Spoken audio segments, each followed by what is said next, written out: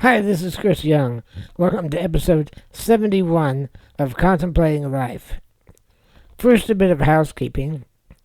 In case you hadn't heard, Google Podcasts has gone away.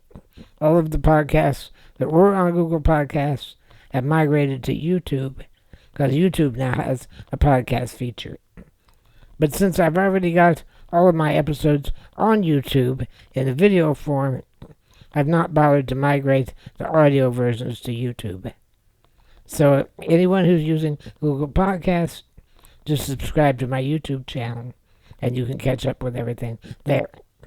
And even the YouTube versions, you can listen to them without having to watch the video itself.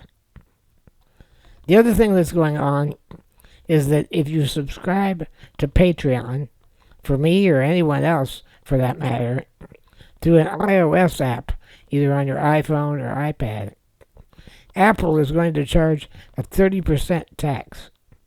So if you do subscribe to my Patreon, please do not do it through iOS on your iPhone or your iPad. Do it on a website or on an Android phone or any other method that you can get to Patreon and subscribe. And one last item. If you're watching me on YouTube, you may notice I have a strap across my forehead. I've been having more trouble keeping my head up straight and keeping it balanced in the headrest, so I've been wearing this head strap. Normally I only use it when I'm riding in the van, but I've been using it around the house more and more, and I'm much more comfortable with it. I've talked to my wheelchair people, and they're getting me a new headrest that I hope will hold my head in a more comfortable position. And it has a head strap that's a little bit easier to use than this one that I've got now. So now we go on with our regularly scheduled episode. This week we're going to continue my reminiscence of my college days at IUPUI studying computer science. Now chronologically, we were about to tell the events of my 8th and 9th semesters, but there was a story from earlier in my college days that I neglected to tell. This is going to be a short episode, but I want to tie up this loose end. Sometime in 1975, I think it was probably the spring semester, I pledged to a fraternity at IUPUI. Now, it wasn't your ordinary social fraternity, complete with a frat house and toga parties. It was more of a service organization. I pledged to the Tau Omicron chapter of Alpha Phi Omega. The organization was based on the principles of the Boy Scouts of America. Despite that origin, it was a co-ed fraternity. Well, technically the female members were in a separate organization known as the Little Sisters. But in our chapter, we made no such distinctions. The girls were members just like the guys. My friend Kathy Logan, that I've spoken about, was a member. So was Frank Williams. I mentioned him a couple of times. But my friends Rich or Mike, neither one of them were involved. Now, I knew Frank before he pledged for the organization, and Kathy says she didn't meet me until she pledged. But I thought I knew her independently of the frat. I guess not. But she's the only lasting friend that came out of the organization. And I think I would have met her eventually, even if I wasn't involved in the frat. The pledge process was nothing spectacular. They didn't engage in any significant hazing. I was assigned a member to be my sponsor. It was a girl whose name I forget. The next year I sponsored a girl named Dory Radke. Neither of those friendships were significant, or I don't know where they're at today. I mentioned we did not have a frat house. All we had was a tiny room off of the back of the vending machine room in the library building on 38th Street. The frat engaged in a number of service projects. The one I spent the most time working on was the used book exchange. Now, normally if you sell your used textbooks to the campus bookstore, you'd be lucky to get a third of the cover price, and they would sell it to some other student for a significant markup. So for the first couple of weeks of each semester, We would set up tables underneath the stairway of the Hideaway cafeteria at the downtown campus. People would bring us their used books and put whatever price they wanted on them. Others would come by and purchase the books, and we would give the full amount of money to the original owner. Now, occasionally, out of gratitude, they would give us a tip, but we never took any money off of the top. Only if you failed to collect your money by the end of the sale did we keep the money for ourselves. If there were leftover books, we would box them up and donate them somewhere. I think it was generally to a prison library. I was heavily involved in the event for several semesters, scheduling our members to man the tables. And I was there every free minute that I was at the downtown campus and not in class. It was reasonably rewarding, but nothing spectacular. Somewhere along the way, the frat had its election of officers, and I ran for president. My pitch was I wasn't going to be any good going out on service projects like painting a house for an elderly person or clearing weeds out of a vacant lot to improve a neighborhood. Other than the book exchange, I don't really recall what other kind of projects we had, but I still felt that my skills as an organizer and administrator would be my best contribution to the group. I didn't have any particular agenda on how to make the group better. I wasn't anxious to be in control, didn't want to make a bunch of changes. It just seemed like a logical choice. There's an old joke, I think it might have been Rodney Dangerfield, who said he was so disrespected that the measure that he voted against was unanimously approved. Well, I was nearly in the same situation. I ran for the president unopposed, and I lost. Well, I was unopposed until 5 minutes before the election. Apparently, some of the members held together with an attitude, we can't let this guy run the show. They talked a guy named Andy into running at the last minute, and I lost to him. And one of the previous officers leaked to me that it was an extremely close vote. He almost implied there was something fishy about the vote. They never did release the totals. Sometime in 1975, there was a regional convention of the fraternity held here in Indianapolis at a downtown hotel. I attended, and it was kind of fun meeting people from other chapters around the Midwest. There was a big controversy discussed at that meeting. Like my chapter, most of the other chapters did not have a house, but were given use of space in university buildings. If the university received federal dollars, and most of them do, then they were subject to federal anti-discrimination rules. Now, there were no racial issues that I was aware of, but unlike my chapter, many of the chapters did not allow women. The chapters would be given a choice to either accept women as full voting members, indistinguishable from the men, or lose the support of the host university. Even if you had a women's auxiliary or Little Sisters chapter, that wasn't good enough. Naturally, the excuse of separate but equal doesn't hold up in federal court.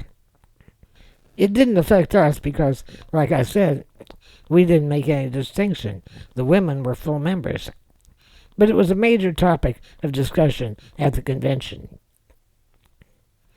Now, even though it was primarily a service organization, we did have some pretty good parties. There was always a party after the initiation ceremonies for new members, and I went to at least one New Year's Eve party, in which my dad and a bunch of the guys had to carry me up a flight of stairs to a rented community room at an apartment complex. Going up the stairs in the evening wasn't so scary. Going back down again at 1 a.m. when my dad was tired and many of the guys had been drinking, that was another thing. There were a couple of other disabled students who pledged the frat one year, both of them women. I was friendly with them, but I never got close. They seemed to be a little more scared being carried up and down stairs than I was, but then I had known these guys for a while, so I trusted them. Someone decided we should put on a comedy sketch at one of the parties. I wrote some jokes, and so did some of the other guys. We did a version of the classic Abbott and Costello Who's on First routine. That was well received. They asked us to do it again for the next pledge party, and it didn't go as well. A couple of the more Boy Scout-like members thought that the comedy was too raunchy. I tried to explain to him we didn't do anything you couldn't see on Saturday Night Live or The Tonight Show any week. In fact, I stole some material from Saturday Night Live. I did a Johnny Carson-like Karnak the Magnificent routine. His reply was, well, you can always change the channel if you don't like something on TV. I didn't care. It wasn't that dirty. Like I said, it was all TV capable. I told him the next year I wouldn't do it, and I wouldn't recommend anyone else doing it. The funniest part was that when that prudish member called us aside to complain about the content, he suggested, quote, it was too blue, end quote. Now, one of the younger members who participated had never known what blue comedy meant. He thought being blue meant it was sad. He didn't understand the complaint at all. I thought it was hilarious that he thought blue comedy meant sad jokes.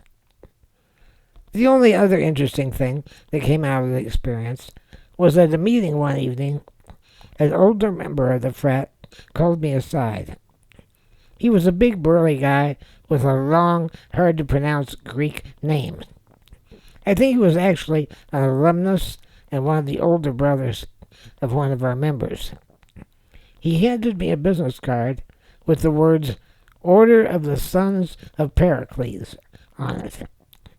He said, if anyone ever gives you any trouble or tries to mess with you, or if you ever need anything, call us. Okay. Well, I thanked him. I put the card in my wallet. Came away wondering, am I a made man now? Anyway, I never saw the guy again.